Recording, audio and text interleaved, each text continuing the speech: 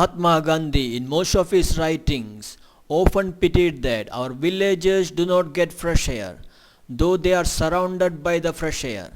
They do not get fresh food, though they are surrounded by the freshest food. How happy the Mahatma would have been to see a hamlet that contradicts his opinion. Anemalahadi is the village in question. It lies in the DB Kuppe Gram Panchayat, HD Kote Taluka, Mysore district, Karnataka, India. This tribal hamlet lies in the fringe areas of Nagarhole National Park, which was recently declared as the Tiger Reserve project by the central government. The entry to the hamlet can be from Mysore-Mananthavadi State Highway, but a major part of the road beyond Antarsante up to Udbur is in shambles for over a decade due to cases relating to environmental issues. The road journey through it can kill the enthusiasm of anyone. But once inside the hamlet, one instantly forgets the sufferings of the road journey. The scattered houses silhouetted against the towering trees with thick canopy work like a soothing balm to the tired body and mind of the visitor.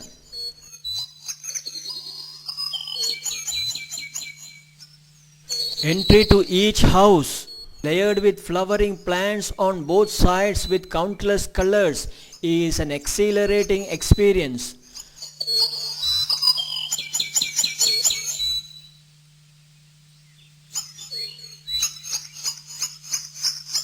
The vegetable kitchen garden laden with seasonal vegetables and fruits will tempt any city housewives, fed up with the suffocating pollution and rising vegetable and fruit prices, to think in terms of change of place of residence.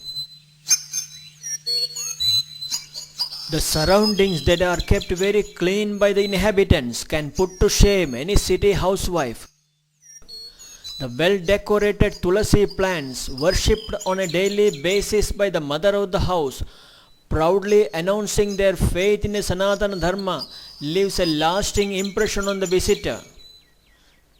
The houses with traditional designs and walls and floors made of soil from the river and roofings from the jungle grass or clay tiles that easily merges with the surroundings are environmentally friendly.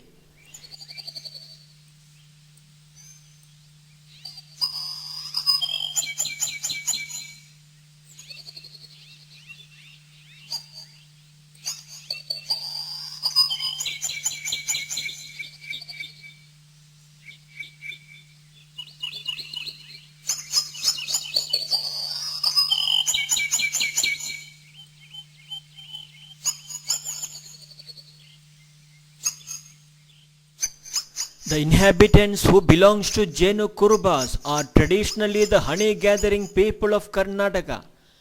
They are considered as primitive tribe by the government. The forests have been their place of dwelling for ages.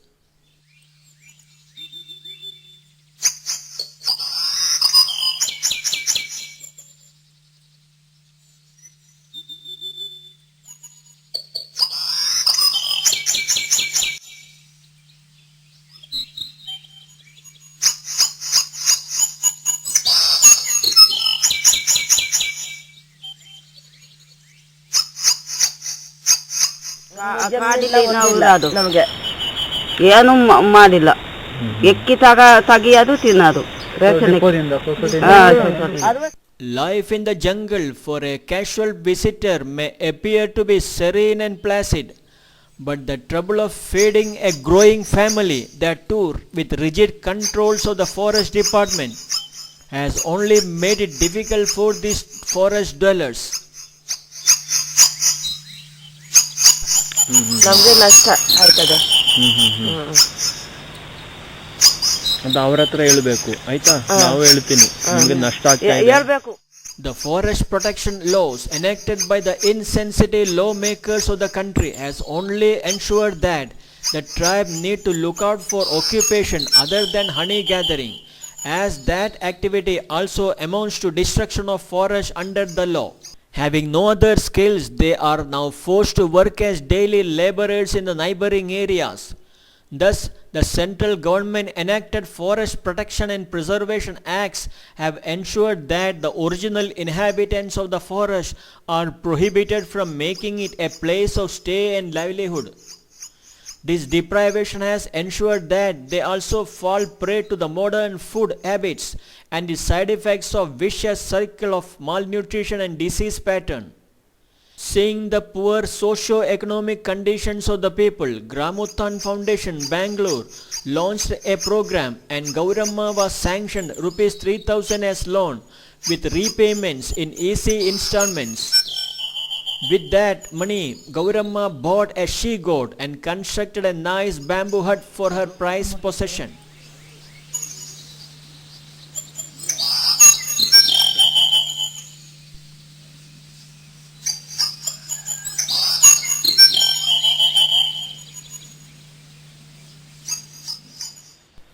With a rich flora and fauna around, the maintenance cost for the goat was virtually nil. To our utter surprise, Gauramma repaid the loan amount with an interest within 6 months as against the agreed period of 1 year. The repayment was out of her hard-earned wages, thereby highlighting the tribal values of honesty, dependability and bankability. The goat Gauramma bought has now rewarded her with 2 siblings, thereby increasing her asset hold by more than 300% within a short period of 1 year. Surprisingly, Gauramma revealed that neither she nor any other tribal drink goat's milk. Let the goat's siblings drink the whole milk, was her candid reply. ಹಾಲು ಹಾಲು ತಗಲ್ಲ ನಮಗೆ It makes one astonished about the caring attitude of the tribals toward their fellow beings, including the animals they rear and the forest where they dwell in. No wonder the tribals, by their living in the forest, have been single-handedly preserving the forest wealth of the country for thousands of years without an expense to the exchequer.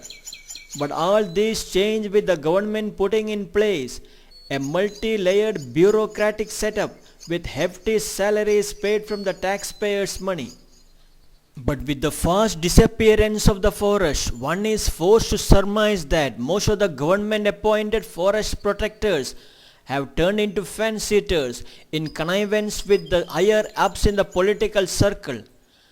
By the time wisdom dawned on them and the lawmakers decided to hand over the forest to its original dwellers, they found that there is hardly any forest available for it.